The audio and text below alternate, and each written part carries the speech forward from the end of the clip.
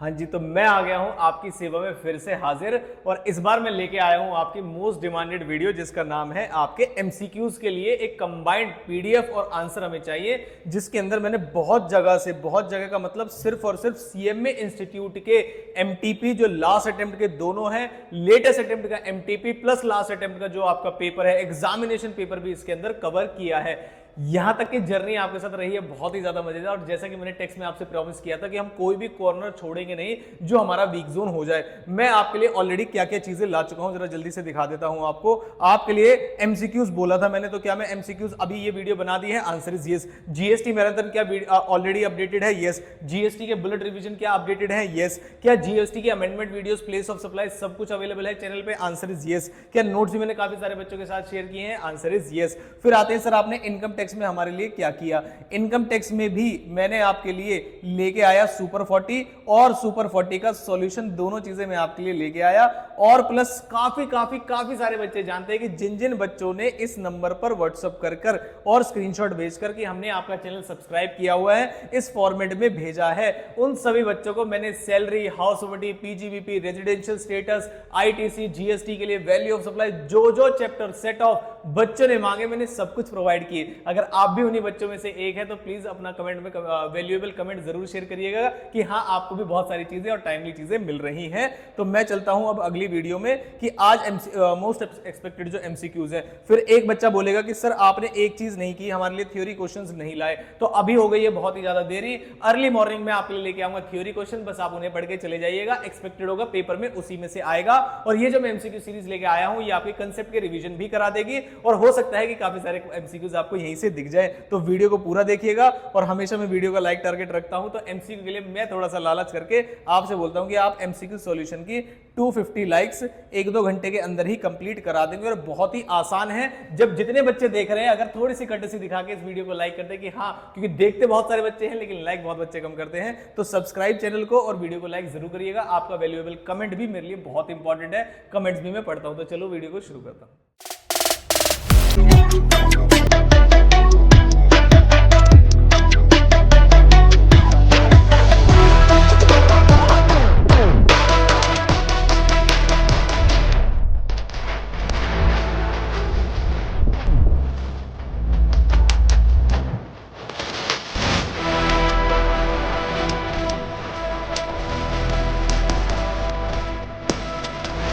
तो पहला सवाल यह है कि इसका पीडीएफ कहां मिलेगा?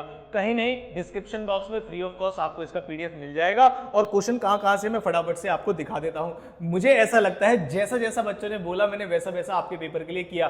क्या नाम है, अगर आपने सुपर 40 मांगा तो सुपर 40 दिया। बच्चों ने डिमांड की सॉल्यूशन वीडियो लाओ, मैं सॉल्यूशन वीडियो लिया। बच्चों ने डिमांड की सर एमसीक्यू भी लाओ, तो मैं एमसीक्यू भी ला रहा हूं। आई होप इतनी मेहनत अपने अपने बच्चों के लिए, जो बच्चे मेरे से पढ़ते नहीं है लेकिन अब मेरी फैमिली का पार्ट है, शायद ही कोई टीचर कर रहा है तो बहुत अच्छी बात है, हमें भी उन्हीं से सीख लेनी चाहिए। तो हम शुरू करते हैं यहां से एमसीक्यू की सीरीज। और काफी सारे आंसर्स मैंने इसके अंदर ऑलरेडी मार्क किए हुए हैं। आप जाके फटाफट से, अगर कोई बच्चा सोच रहा है कि उसका टाइम वेस्ट हो रहा है, तो प्लीज पीडीएफ नीचे से जाइएगा, डाउनलोड करिएगा और पढ़ लीजिएगा। मैं शुरू करता हूं। पहला जो हमने एमसीक्यू लिया है वो कहां से लिया है? तो पहला जो सेट है हमारा सिलेबस 2022 मतलब लेटेस्ट सिलेबस का दिसंबर टर्म का, जो हमारे पेपर में भी एप्लीकेबल है, सेट नंबर 1 है। इसको फटाफट से बता देता हूं आपको। सूरज का लॉस है अंडर द हाउस प्रॉपर्टी कितने का? 2.5 लाख रुपए का। असेसमेंट, ये जो आंसर लगे हुए हैं सीएमए के हिसाब से आंसर हैं। अगर इसमें कुछ करेक्शन होगी तो मैं साथ के साथ बता दूंगा आपको कि ये वाला आंसर मुझे गलत लग रहा है। ये सीएमए के हिसाब से जो आंसर उन्होंने दिए हुए, ये वो मैंने मार्क किए हुए। जब मैं आपके सामने इनको सॉल्व करूंगा और समझाऊंगा, अगर कुछ क्वेश्चन गलत लगेंगे तो मैं उसे भी बता दूंगा। 2023-24 के लिए, और income under the address salary है, उसकी टोटल इनकम क्या होगी? तो ध्यान से देखेंगे जरा ध्यान बच्चे, जब भी आप सैलरी, सेट ऑफ का क्वेश्चन है, आपके पास सैलरी इनकम है 4 लाख रुपए की, माइनस करेंगे इसमें से, मतलब सेट ऑफ करेंगे आप हाउस प्रॉपर्टी का लॉस, और मैक्सिमम हाउस प्रॉपर्टी लॉस जितनी माइनस हो सकती है वो है 2 लाख रुपए। ये शायद आपको पता होगा। तो माइनस करने के बाद जो इनकम बचेगी वो बचेगी 2 लाख रुपए। तो जो सीएमए इंस्टीट्यूट ने आंसर दिया हुआ है बिल्कुल एग्जैक्ट है और करेक्ट है। Vimal has acquired a new plant and machinery for the factory 2 lakh रुपए की 31 दिसंबर 2022 को। What is the amount depreciable allowable? तो ध्यान से समझेंगे सारे बच्चे, 2 लाख रुपए पे 15% का डेप्रिसिएशन लगेगा, लेकिन 23-24 के लिए पूछा है उसने। असेसमेंट ईयर 23-24 का मतलब है प्रीवियस ईयर कौन सा, 22-23, लेकिन 22-23 में जो असेट है वो आपकी 180 डेज से कम के लिए इस्तेमाल हुई है, क्योंकि दिसंबर में परचेज की है, तो इसका आप कर देंगे 1/2। तो मेरे हिसाब से जब 2 लाख रुपए का आप 15% निकालेंगे तो 30,000 और 1/2 कर देंगे तो आंसर आएगा आपका 15,000। तो पहला आंसर हुआ आपका 15,000। फिर दूसरा, अगर आपने नई मशीनरी लगाई है तो आप 2 लाख रुपए पे डेप्रिसिएशन लगाएंगे। 2 लाख रुपए का जो रेट है वो है आपका 10%, तो आंसर कितना होता है? आंसर होता है 40,000। लेकिन क्योंकि दिसंबर में खरीदी थी तो उसका भी कर देंगे आप 1/2 और ये हो जाएगा आपका कितना, 20,000 रुपए। तो मेरे हिसाब से काफी सारे बच्चे इसमें गलती कर सकते हैं। एडिशनल डेप्रिसिएशन जिनको नहीं पता होगा, जब भी कोई SSC new plant and machinery acquire करता है, प्लांट एंड मशीनरी होनी चाहिए, सेकंड हैंड नहीं होनी चाहिए, असेट पुट टू यूज हो जानी चाहिए। तो 2 डेप्रिसिएशन लगेंगे इसमें, एक बेसिक डेप्रिसिएशन और एक एडिशनल डेप्रिसिएशन। अगर ऑप्शन में मैं गारंटी के साथ बोल सकता हूं कि अगर वो 15,000 ऑप्शन में दे दे तो काफी सारे बच्चे इसको गलत कर देंगे और एडिशनल डेप्रिसिएशन 35,000 का मिल जाएगा। जिन बच्चों को भी डेप्रिसिएशन में कोई डाउट हो, चैनल के ऊपर पीजीबीपी की डेप्रिसिएशन रिलेटेड वीडियो अवेलेबल है, प्लीज उसे जाके देखिएगा। नेक्स्ट क्वेश्चन पे चलते हैं। अमन की एज 54 ईयर्स है, जिसने 1.5 लाख रुपए का ट्रीटमेंट किया है स्पेसिफाइड डिसीज पे for his dependent brother age 62। Reimbursement जो एम्प्लॉयर से मिला है वो 80,000 तक मिला है। What is the amount of deduction allowable under 80 DDB? तो जितने का आपको रिइंबर्समेंट मिल गया है, खर्चा उसने किया है 1,50,000 का स्पेसिफाइड डिसीज के लिए, डिपेंडेंट ब्रदर के लिए, जिसकी रिइंबर्समेंट मिल गई है एम्प्लॉयर से 80,000 रुपए की। What is the amount of deduction 80 DDB के अंदर क्या मिलने वाला है? तो उन्होंने आंसर लिखा हुआ है 20,000 रुपए, जबकि हमें रिइंबर्समेंट मिल गई है ट्रीटमेंट में। तो मुझे ऐसा लगता है कि इंस्टीट्यूट का ये वाला आंसर जो है वो गलत होना चाहिए, जहां तक मुझे लगता है। तो आंसर क्या होना चाहिए? तो जितने का आपने ट्रीटमेंट कराया है और रिइंबर्समेंट मिल गया है आपको एम्प्लॉयर से, तो मेरे हिसाब से इसका आंसर जो है वो होना चाहिए या तो 1.5 लाख या 70,000। थोड़ा सा इस पे जो है डाउट है, मुझे लग रहा है कि 20,000 आंसर नहीं होना चाहिए। लेकिन अब मैं बताता हूं आपको, जब भी किसी आंसर पे डाउट हो और ऑलरेडी सीएमए इंस्टीट्यूट ने उसका आंसर इशू कर रखा हो, तो इट इज एक्सपेक्टेड कि वो आगे भी उसी आंसर के साथ गो फॉरवर्ड करेंगे। तो अगर सेम क्वेश्चन आपको एग्जाम में दिख जाए तो आप आंसर लगाएंगे 20,000 ही। प्लीज इस बात को समझिएगा, इंस्टीट्यूट कभी भी अपनी गलतियां नहीं मानते हैं, कई बार रॉन्ग आंसर वो दे देते हैं, लेकिन चेकिंग उन्हीं के हिसाब से होती है। जरा ध्यान से समझिएगा। अश्विन ने लीव किया है इंडिया को for the purpose of employment. ध्यान रखिएगा, जब भी रेजिडेंशियल स्टेटस में आपको देखना होता है 182 डेज, या दूसरा ऑप्शन होता है 60 + 365 डेज। तो जब भी कोई इंडिया का व्यक्ति, इंडिया का सिटीजन या इंडियन ओरिजिन का व्यक्ति इंडिया को लीव करता है, किस पर्पस के लिए? एम्प्लॉयमेंट पर्पस के लिए, तो उसके ऊपर 60 डेज की कंडीशन अप्लाई नहीं होती है।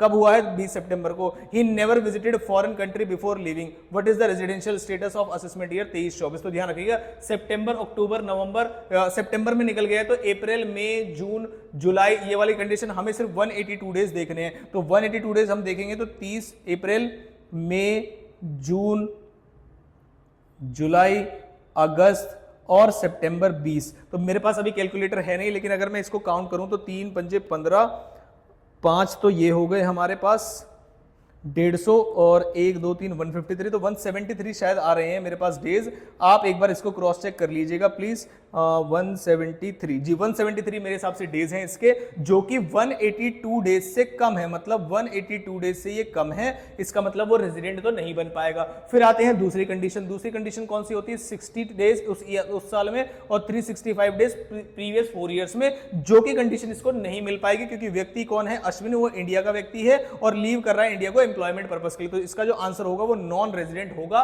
तो सही आंसर लिखा हुआ है इंस्टीट्यूट ने, बिल्कुल करेक्ट आंसर है। रोहित अर्न करना है मंथली सैलरी 1,75,000 की। What is the tax liability if he has opted for 115 BSc? तो 115 बीएससी को जिस भी बच्चे को समझना है, इस एमसीक्यू को छोड़ दीजिएगा, आंसर तो यही आएगा। अगर आपको 115 बीएससी क्या होता है, कैसे उसके ऊपर कंपटीशन होती है, आपके पेपर के लिए मैं आपको सजेस्ट करूंगा उसे छोड़ दीजिएगा। अगर फिर भी कुछ बच्चे चाहते हैं कि नहीं सर एक एक क्वेश्चन मुझे इंपॉर्टेंट लगता है, तो 115 बीएससी के ऊपर मैंने डेडिकेटेड वीडियो बना रखी है। जिस भी बच्चे को चाहिए 115 बीएससी, मेरा पर्सनल सजेशन है, छोड़ सकते हैं आप, लेकिन जिस भी बच्चे को चाहिए तो इस नंबर पर व्हाट्सएप करके आप मुझसे 115 बीएससी की डेडिकेटेड वीडियो क्या होती है, कैसे टैक्स ट्रीटमेंट किया जाता है, वो ले सकते हैं। ठीक है, क्वेश्चन याद रख लीजिएगा लेकिन इसको। Next, Pallavi engage in the manufacturing of T, earns a profit of 12 lakh. What is the agriculture income for the computation of total income? अब सुनना ध्यान से। उससे पूछा है what is the agriculture income, income कौन सी होगी उसकी, एग्रीकल्चर। तो प्रॉफिट अर्न किया है उसने टी बिजनेस से 12 लाख रुपए का। तो 12 लाख जब भी हम टी बिजनेस लगाते हैं तो आपको भी पता है कि 40% हिस्से पे हम क्या लगाते हैं, टैक्स लगाते हैं। मतलब कितने का, 4,80,000 रुपए पे हम टैक्स लगाते हैं। और 60% हिस्से को हम क्या मान लेते हैं, एग्जेम्प्ट मान लेते हैं, इनकम को। तो एग्रीकल्चर इनकम है, what is the agriculture income. तो इनकम यहां पर दी नहीं है मेरे हिसाब से, तो नील आंसर उन्होंने लगाया हुआ है। हालांकि 40% ऑफ प्रॉफिट नहीं होता, 40% ऑफ इनकम होता है। तो जो आंसर होगा वो होगा 4,80,000, जो कि ऑप्शन में हमारे अवेलेबल नहीं है यहां पर। Next, which of the following is not a capital asset under section 2 subsection 14, यानी कि कैपिटल असेट के बारे में बोल रहा है। कैपिटल असेट की डेफिनेशन कैपिटल गेन में दी गई है। एग्रीकल्चर लैंड है अर्बन एरिया में, क्या वो कैपिटल असेट होती है। एग्रीकल्चर लैंड है रूरल एरिया में, ये कैपिटल असेट नहीं है। और ये मतलब कैपिटल असेट नहीं है, इसलिए इसके ऊपर कोई भी कैपिटल गेन नहीं लगता। बाकी नॉन एग्रीकल्चर लैंड है, नॉन एग्रीकल्चर लैंड है, सब चीजें बिल्कुल होती हैं। अर्बन एग्रीकल्चर लैंड जो होती है वो कैपिटल गेन में कैपिटल असेट का पार्ट होती है और उस पर निकाला जाता है। आई होप ये पॉइंट आपको पता होगा। Which of the following services are totally exempt from GST. तो सर्विसेज जो चैरिटेबल इंस्टीट्यूट हमें प्रोवाइड करते हैं वो टोटली एग्जेम्प्ट होती है। गवर्नमेंट की काफी सारी सर्विसेज पे टैक्स लगता है, ये भी आपको पता होगा। जीटी और इंश्योरेंस कंपनी में तो कोई सवाल ही नहीं उठता। इनडायरेक्ट टैक्स कैसा टैक्स है, तो इनडायरेक्ट टैक्स एक रिग्रेसिव टैक्स है। What do you mean by regressive and what do you mean by progressive, देखना जरा ध्यान से। इनकम टैक्स होता है और इनडायरेक्ट टैक्स होता है। यहां पर इनडायरेक्ट टैक्स, तो मैं अगर इसे एग्जांपल में लिखना चाहूं, मान लीजिए मैंने बोला इनकम टैक्स है और जीएसटी है। What do you mean by regressive and what do you mean by progressive. MCQ video बहुत जरूरी है, मैं बाकी सारी चीजें भी समझाता जा रहा हूं इसमें। ये जो इनकम टैक्स है वो प्रोग्रेसिव है। What do you mean by progressive, जैसे जैसे इनकम बढ़ेगी टैक्स का रेट भी बढ़ेगा और टैक्स भी बढ़ेगा, और जैसे जैसे इनकम कम होगी टैक्स का रेट भी कम होगा और टैक्स भी। लेकिन जीएसटी जो है ना वो निर्दयी टैक्स है। निर्दयी वर्ड का मतलब है वो रिग्रेसिव है। चाहे अमीर 10 रुपए की चिप्स खरीदे, चाहे गरीब 10 रुपए की चिप्स खरीदे, सभी के ऊपर रेट जो है वो समान है, कोई भेदभाव नहीं करता है। तो इस पॉइंट को ध्यान रख लीजिएगा, यहां से क्वेश्चन एग्जाम में आ सकता है। तो जो इनकम टैक्स होता है वो होता है आपका प्रोग्रेसिव, मतलब बढ़ता है इनकम के साथ साथ। लेकिन जीएसटी जो है वो रेट जो है वो क्या होता है, रिग्रेसिव होता है। Next, goods transport agency who has not opted to pay 6% covered, किसके अंदर कवर्ड है, रिवर्स चार्ज के अंदर कवर्ड है। रिवर्स चार्ज भी बहुत इंपॉर्टेंट है आपके पेपर के लिए। जिस भी बच्चे को ऑलरेडी, वैसे मैंने रिवर्स चार्ज की सॉल्यूशन वीडियो सभी के साथ शेयर की हुई है, जिस भी बच्चे को रिवर्स चार्ज पढ़ना है स्पेसिफिकली, एक वीडियो के अंदर पूरा रिवर्स चार्ज कवर्ड है, दिए गए नंबर पे मैसेज कर दीजिएगा। In case of a disposable of goods by way of रिसेपल, क्या इसके ऊपर सप्लायर आईटीसी क्लेम करता है, answer is no. Under section 17 subsection 5 के अंदर ब्लॉक्ड क्रेडिट के अंदर ये आता है।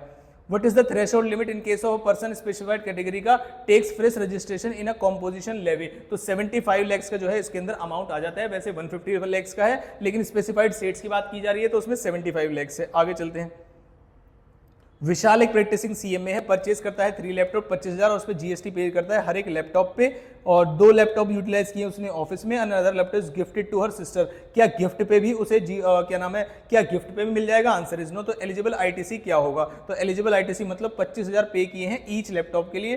तो जो उसने अपनी फॉर्म में लगाए हैं, 2 ही लगाए हैं, तो 50,000 का उसे आईटीसी मिल जाएगा। तो आंसर बिल्कुल ठीक लिखा हुआ है। For determining accessible value of the custom air freight, ये आप देख ही सकते हैं 20% एक्चुअल फ्रेट का, या फिर FOB free on board value का, विच एवर इज लोअर होता है। Anti dumping duty can be impose to the extent of margin dumping duty या margin of injury, whichever is lower. तो ये theory question है, आप इसे एक बार थोड़ा सा रट के भी जा सकते हैं लास्ट के 2 क्वेश्चन को। नेक्स्ट आता हूं मैं यहाँ पर, dividend income from a company engage in agriculture operation, क्या होता है, किसके अंदर जाता है, तो income from agriculture other sources में जाता है, क्योंकि कंपनी एग्रीकल्चर ऑपरेशन में अवेलेबल है। क्वांटम ऑफ रिबेट 87A की जो रेजिडेंट है is lower 100% of the tax value, और 12,500 जो कि 5 लाख तक की अमाउंट पर जो टैक्स लगता है उसके लिए ये दिया गया है। Indexation of any improvement is an amount which bears to the, किस चीज के लिए, indexation of improvement in the same proportion as cost inflation distance, तो इसे कॉस्ट ऑफ इंप्रूवमेंट बोलते हैं। Deduction under section of the income tax act is applicable to an individual in respect of repayment of loan for higher education, जो कि होता है 80E के अंदर। तो बिल्कुल आसान क्वेश्चन था। डिडक्शन के सेक्शन जो सेक्शन है किस किस का होता है, जैसे 80D प्रीमियम का होता है, डीडी जो है क्या नाम है आपका, डबल डी जो होता है उसकी मेडिकल एक्सपेंडिचर के लिए होता है, रिम्बर्समेंट मिलेगी। 80U जो होता है आपका वो किसके लिए होता है, 80U जैसे पर्सन विद डिसेबिलिटी है उसमें खर्चा कर रहा है नहीं कर रहा। 80C आपका प्रीमियम के लिए होता है। तो ये सारी चीजें आपको पता होनी चाहिए आपके पेपर में जाने से पहले। Next, as per section 193 of the income tax, any person responsible for payment of interest on securities other than on government securities to any resident person, the rate of TDS simple है 10% से लगता है, उसमें कोई no surcharge health and education से लगाया जाता है। Next, in case of loss a partnership firm may claim deduction in respect of remuneration to a partner to the extent of, तो या तो 1,50,000 की लिमिट लगा दोगे या actual remuneration which ever is lower, तो यहां पर भी इस पॉइंट को आप रट के जाएंगे, मतलब थ्योरी वाला पॉइंट है ये। आगे चलते हैं। मिस्टर ए के पास 3 बच्चे हैं, ध्यान रखिएगा मैक्सिमम अप टू 2 चाइल्ड होता है, 100 per month per child, maximum to 2 child की चिल्ड्रन एजुकेशन अलाउंस की लिमिट होती है। Deriving interest from the bank deposit to the tune of 2000, 1300 और 1600 respectively. Exemption available under section 1032, मतलब माइनर की exemption की बात करें, ध्यान से सुनिएगा। ये 2000 की है और हमसे क्या पूछा है, हमसे टैक्सेबिलिटी पूछी है, एग्जेम्पशन पूछी है, तो हमसे पूछी गई है यहाँ पर मिस्टर ए के पास 3 चिल्ड्रन हैं, सभी के पास इंटरेस्ट आ रहा है फिक्स डिपॉजिट से टू द ट्यून ऑफ 2000, तो इसका मतलब हम मैक्सिमम वाले का लेना चाहेंगे, देखेंगे जरा ध्यान से। 100 per month per child, maximum up to 2 child, तो एक बच्चे का जो मैक्सिमम ले सकते हैं वो 1200 रुपए ले सकते हैं और दूसरे बच्चे का जो मैक्सिमम ले सकते हैं वो भी 1200। एग्जेम्पशन अवेलेबल पूछा है हमसे यहाँ से, तो इनकम एक बार चेक कर लेते हैं फटाफट से। इंटरेस्ट ऑन एफडी है, इसे हमें पर मंथ करके निकालना पड़ेगा, एक बार कैलकुलेटर मेरे पास नहीं है, अगर मैं निकाल सकूं तो 1600 है, हम कितना एग्जेम्प्ट कराएंगे, तो मेरे हिसाब से तो यहाँ पे जो एग्जेम्पशन है 4600, लेकिन ऑप्शन में नहीं है, क्यों दी है उन्होंने, from bank deposit to the tune of 2000, 3 minor children है, 1300, ठीक है, 1600 respectively, 3600 exemption available under section. अब ऑप्शन में नहीं है मेरे हिसाब से, इसलिए उन्होंने 4300 लिखा है, अदरवाइज आप 1600 को भी ले सकते हैं, जहां तक मैं जानता हूं, क्योंकि मैक्सिमम ऐसा होता है 100 per month per child, maximum up to 2 child, इस तरीके से निकाला जाता है, मतलब 2400 तक की आपकी एग्जेम्पशन क्लेम की जा सकती है। अब उन्होंने किस तरीके से लिखा हुआ है एक बार चेक कर लीजिएगा आप। टैक्सेबल अमाउंट तो नहीं बता दिया उन्होंने, एक बार मैं चेक कर लूँ जरा, 3300 और 4900 और 1600 नहीं, एक बार आप चेक कर लीजिएगा किस तरीके से लिखा हुआ है। If an SSC is failed to file the return within the time limit allowed under section within the time allowed under section 41, मतलब ना कोई रिटर्न फाइल ही नहीं कर रहा है, he can be belatedly return, मतलब income tax की बात कर रहे हैं, बिलेटेड रिटर्न कहां तक फाइल की जा सकती है, तो 31 दिसंबर तक के असेसमेंट ईयर के फाइल की जा सकती है, ये प्रोविजन है थ्योरी में।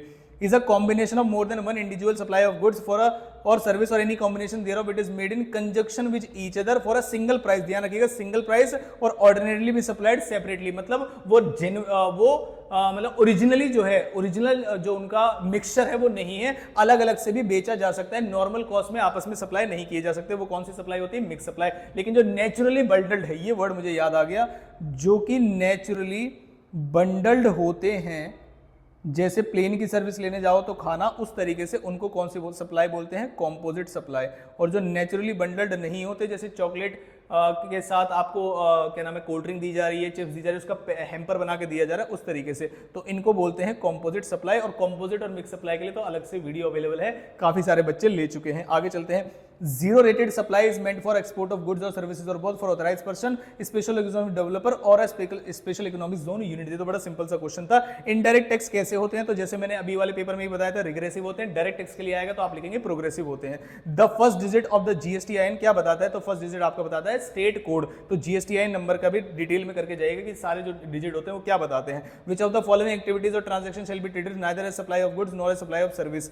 Cell of land and building, क्या ये सप्लाई ऑफ सर्विस है, आंसर इज नो। क्या लीज जाता है, यस, जीएसटी लगता है। रेंट ऑफ बिल्डिंग होता है, yes. All of the above क्या आंसर होगा, नहीं, तो आंसर क्या होगा, ए बिल्कुल करेक्ट आंसर है इसका। Next, means a property abandoned at sea without hope of recovering, क्या बोलते हैं इसको, तो इसका इंग्लिश नाम है, आप एक बार चेक कर सकते हैं इसको। क्वेश्चन को जरूर चेक करिएगा क्या उन्होंने सही आंसर लिखा है या नहीं।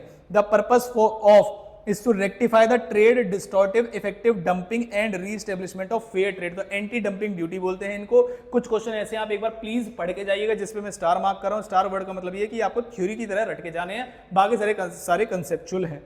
ये होता है हमारा नेक्स्ट जो सेट हमने शुरू किया था, कौन सा वाला सेट था ये, सेट 2 खत्म। अब मेरे पास 2024 का लेटेस्ट सेट 2 हमने खत्म कर लिया है। अब हमारे पास जो 2 सेट बचे हैं वो है मेरे पास 2024 का सेट, ये रहा 2024 का set number 1। Set number 2 institute so गया है, पता ही नहीं है कि क्या नाम है, क्या करना है, सेट 2 रिलीज करें। तो अब मैं आपको बताने वाला हूं सेट 2 और लेटेस्ट जो पेपर में आने वाला है आपका, जो पेपर में आया था दिसंबर 2023 में, वो भी आपके लिए पक्का रिलेवेंट है। और ऐसा कहीं नहीं लिखा कि जो क्वेश्चन 2023 में आ गया वो आपके एग्जाम में नहीं आएगा। तो मैं जल्दी से बताता हूं, वीडियो अच्छी लग रही हो तो प्लीज लाइक कर दीजिएगा, आपके लिए सारी मेहनत की जा रही है। क्वेश्चन पे आता है, एन इंडिविजुअल जिसका लॉस है हाउस प्रॉपर्टी में 2.5 लाख का फॉर द असेसमेंट ईयर, उसकी income under the year salary आप देख रहे होगे, बिल्कुल हूबहू क्वेश्चन है। 14 लाख की है तो क्या करेंगे, तो भाई 14 लाख में से सिर्फ 2 लाख माइनस कर पाएंगे और इनकम होगी 12 लाख की। What is the total income if he is paying tax under 115 BAC. अब 115 बीएसी जिसको जानना है तो वीडियो के लिए मैंने बोल ही दिया है। और 115 बीएसी की एक खास बात है कि आप लॉसेस को सेट ऑफ नहीं कर सकते, इसीलिए जो उस केस में आपकी टोटल इनकम होगी वो 14 लाख होगी। अगर इस क्वेश्चन में ये पूछ ले कि अगर व्यक्ति ने 115 बीएसी ऑप्ट नहीं किया है, मतलब नॉर्मल टैक्स से वो पे कर रहा है, तो वो क्या होगा, तो उस केस में आंसर जो है वो 12 लाख होगा, ध्यान रखिएगा। NSSC has incurred preliminary expenses 20,000 in the month of April 2023। Business start हुआ है मई 2023 में। What is the amount of deduction allowable to him under section 3580। तो 5 इक्वल एनुअल इंस्टॉलमेंट्स में उसे दिया जा सकता है। तो 20,000 का जब आप 5 से डिवाइड करेंगे तो पहली जो इंस्टॉलमेंट होगी वो 4,000 की होगी। 5 इक्वल एनुअल इंस्टॉलमेंट्स में दिया जाता है। नेक्स्ट, राम की जो एज है 64 ईयर्स है और इंटरेस्ट फिक्स डिपॉजिट का 55,000 का है। What is the amount of deduction available under section 50 if he has exercise the option of availing tax under section 115 BAC. तो सभी बच्चों से मेरी रिक्वेस्ट है कि 115 बीएसी की डिडक्शन उसे तब भी मिल जाएगी, इसके ऊपर कोई भी दिक्कत नहीं आती है आपको। टीटीए के अंदर ध्यान रखिएगा, टीटीए और टीटीबी क्या है। टीटीए है आपका 10,000 का और टीटीबी है आपका 50,000 का। टीटी जो बी है आपका ये सीनियर सिटीजन के लिए है, बस सीनियर सिटीजन के लिए है बस, और ये सेविंग पे भी मिल जाता है और फिक्स डिपॉजिट पे भी मिल जाता है। टीटीए जो है आपका ये आपका मिलेगा सिर्फ आपको सेविंग पे, नॉर्मल व्यक्ति को। तो आई होप ये प्रोविजन आपको पता होंगे। नेक्स्ट चलता हूं मैं। मिस मोनिका एक फॉरेन नेशनल है, comes to India every year for 100 days. हर साल 100 दिन के लिए आती है इंडिया में। What would be the residential status for his, जो उनके लिए रेजिडेंशियल स्टेटस क्या रहेगा। तो पहली चीज तो 180 डेज पूरे नहीं कर रहे, लेकिन क्या 60 + 365 कर रहे हैं, यस। लेकिन 7 साल में 730 पूरे नहीं हो पाएंगे, वो 700 ही रहेंगे। तो इसका आंसर क्या होगा, RNOR। ये सीए इंटरमीडिएट की बुक में भी क्वेश्चन है, बिल्कुल ऐसा। वहां पर 100 दिन ही है, लेकिन ब्रेटली के नाम से क्वेश्चन है, मतलब ऑस्ट्रेलियन क्रिकेटर के नाम से क्वेश्चन है वहां पर। नेक्स्ट, मिस्टर अमित रिटायर हुआ है अपनी जॉब से 31/3/2023 को। 1/4/2023 से वो एंटाइटल्ड है पेंशन के लिए 12,500। What would be his pension under the head salary for estimated 24 if he has not exercise the option of available tax under section 115 BAC. तो ध्यान से समझना क्या पूछा है हमसे, 12,500 है हमसे, तो क्या पूछा है, तो सीधा सीधा ऐड कर देना है। मैं पूरे साल से मिले 12,500 का 12 से अगर मैं मल्टीप्लाई कर दूं, एक minute, retired from his job 31 मार्च को और 1 अप्रैल से उसके पास एंटाइटल्ड है पेंशन लेने के लिए 12,500। What would be his income under the head salary. तो 12,500 को मल्टीप्लाई कर देंगे हम, क्या अमाउंट आएगा, तो 144, 1,44,000 और 12×5 = 60, शायद 1,50,000 आपका आंसर आएगा। इस केस के अंदर सभी बच्चे इस आंसर को समझ रहे होंगे कि कैसे आया है। और माइनस उसको मिलेगी स्टैंडर्ड डिडक्शन अंडर सेक्शन 16 50,000 रुपए की। इसलिए वो आपसे पूछेगी सैलरी कौन सी इनकम पर टैक्स लगेगा। तो भाई मल्टीप्लाई करोगे तो 1.5 लाख आएगा ही, लेकिन स्टैंडर्ड डिडक्शन 50,000 की माइनस होगी। मुझे ऐसा लगता है कि काफी सारे बच्चे एमटीबी में कंफ्यूज रहे होंगे बहुत सारे क्वेश्चंस में, और मैं आपको उसका आंसर और एक्सप्लेनेशन दे पा रहा हूं कि आप वो आंसर्स कैसे दिए हुए हैं। पल्लवी जो है manufacturing rubber Indian earns profit of 12 lakh, which is his agriculture income for the computation of total income. बताइए, पल्लवी है engage in the manufacture of rubber. अब रबर के अंदर आपको परसेंटेज पता होनी चाहिए, 30%, 40%, 60%, 45%, जो भी परसेंटेज है। अगर आपको तभी पता होगा तो तभी आपको ये वाला आंसर की नील क्यों है ये समझ में आएगा। तो वो वाले रेट्स जरूर आप पढ़ के जाइएगा, जो कि बताता है कि जो एग्रीकल्चर इनकम में रेट्स गिवन होंगे आपके एग्जाम के अंदर, एग्रीकल्चर इनकम में, वो जरूर पढ़ के जाइएगा। अगर आपको ना पता हो तो मुझे व्हाट्सएप कर दीजिएगा, मैं उसका चार्ट आपको भेज दूंगा कि जरूर देख के जाइएगा। Next, as per the provision of central excise taxable टैक्सेबल पर्सन कौन होता है। तो टैक्सेबल पर्सन दोनों होते हैं, जो अपनी मर्जी से आए हो, मतलब 22 वाले वॉलेंट्री रजिस्ट्रेशन वाले, या जबरदस्ती लाए गए हो, मतलब कंपलसरी रजिस्ट्रेशन वाले। तो जरूर पढ़ के जाइए रजिस्ट्रेशन का chapter B. Which of the following service are exempt from GST. Services are test by way of performance in folk classical form, क्योंकि उसकी अमाउंट जो है, ध्यान रखना, सब कुछ सही है, लेकिन अमाउंट 1.5 लाख से ज्यादा है, इसलिए टैक्सेबल है। अगर ये 1.5 लाख से कम होता तो ये एग्जेम्प्ट हो जाता। ठीक है,